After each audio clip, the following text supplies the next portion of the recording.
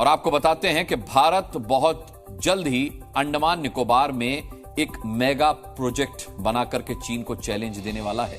अंडमान में अब हांगकांग जैसा एक शहर तैयार होगा और भारत में पहली बार इतने बड़े लेवल के इंफ्रास्ट्रक्चर और स्ट्रेटेजिक प्रोजेक्ट पर काम होने वाला है। बताता हूं आपको, देखिए करीब 72,000 करोड़ रुपए के इस प्रोजेक्ट पर ग्रेट निकोबार आइलैंड में काम शुरू हो रहा है। यह अंडमान निकोबार द्वीप श्रृंखला का आखिरी आइलैंड है और यहीं पर भारत का सबसे दक्षिणी हिस्सा इंदिरा पॉइंट भी मौजूद है।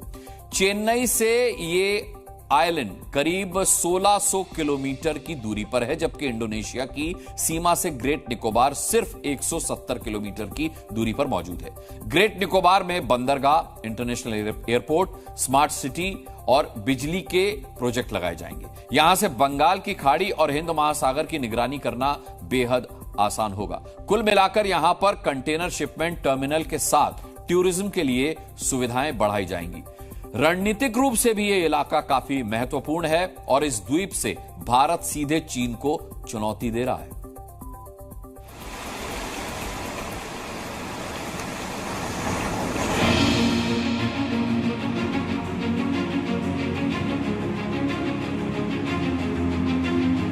अंडमान में जिनपिंग को भारत देगा हांगकांग चैलेंज।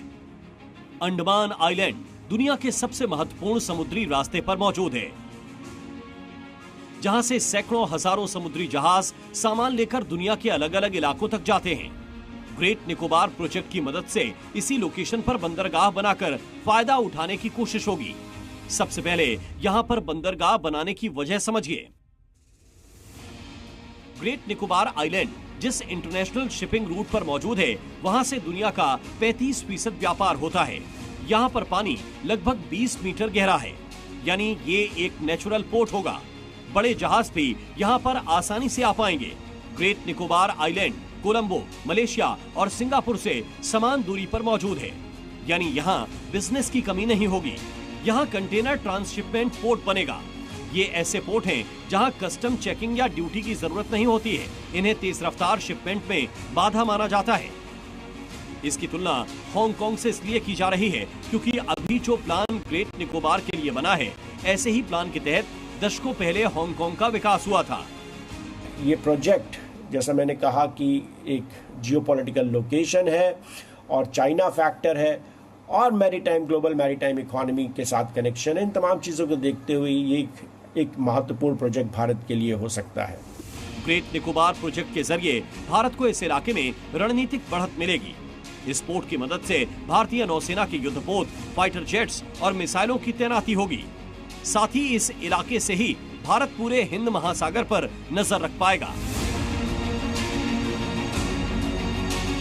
इस पोर्ट के शुरू होने से जो कार्गो शिप पहले दूसरे देशों में जाते थे, वो भारत में आएंगे, यानी भारत सरकार की विदेशी मुद्रा बचेगी। आगे चलकर देश के दूसरे बंदरगाहों पर ट्रैफिक बढ़ेगा, विदेशी निवेश आएगा। 2028 तक इस प्रोजेक्ट का पहला फेज शुरू होगा और इसकी तुलना हांगकांग से इसलिए की जा रही है क्योंकि अभी जो प्लान ग्रेट निकोबार के लिए बना है, ऐसे ही प्लान के तहत दशकों पहले हांगकांग का विकास हुआ था। अंडमान निकोबार आइलैंड्स की जो लोकेशन है, ये बहुत ही स्ट्रेटेजिक है और यहाँ से हम bay of Bengal, Arabian sea, Indian ocean, Malacca strait, ये सब के ऊपर नजर रख सकते हैं और चाइना का जो हमारे समुद्र में आना है, उसे पूरी तरह से रोक सकते हैं। देश के लिए महत्वपूर्ण इस रणनीतिक प्रोजेक्ट का कांग्रेस विरोध कर रही है। हाल ही में जनजातीय मामलों के मंत्री जोएल ओरांव ने इस प्रोजेक्ट की समीक्षा की बात की। इसके बाद कांग्रेस नेता जयराम रमेश ने ग्रेट निकोबार प्रोजेक्ट को रद्द करने की मांग की है। जयराम रमेश ने एक ट्वीट करके कहा कि ग्रेटर निकोबार द्वीप समूह पर 72,000 करोड़ रुपए का प्रोजेक्ट पारिस्थितिक और मानवीय आपदा के लिए एक आदर्श प्रयोग है। इससे पहले सरकार ने 2023 में बताया था कि इस प्रोजेक्ट के लिए 9 लाख से अधिक पेड़ों को काटा जाएगा और इसके बदले में 10 लाख पेड़ हरियाणा में लगाए जाएंगे। प्रोजेक्ट की वजह से अंडमान निकोबार क्षेत्र में रहने वाले आदिवासियों के हितों और विस्थापन को लेकर भी सवाल उठाए गए थे। हालांकि बंगाल की खाड़ी ऐसा इलाका है जहां चीन अपना वर्चस्व बढ़ाने की कोशिश में है। और ग्रेट निकोबार प्रोजेक्ट की मदद से भारत के लिए चीन पर फुल स्टॉप लगाना आसान होगा। दिल्ली से प्रणय उपाध्याय के साथ ब्यूरो रिपोर्ट, सी मीडिया।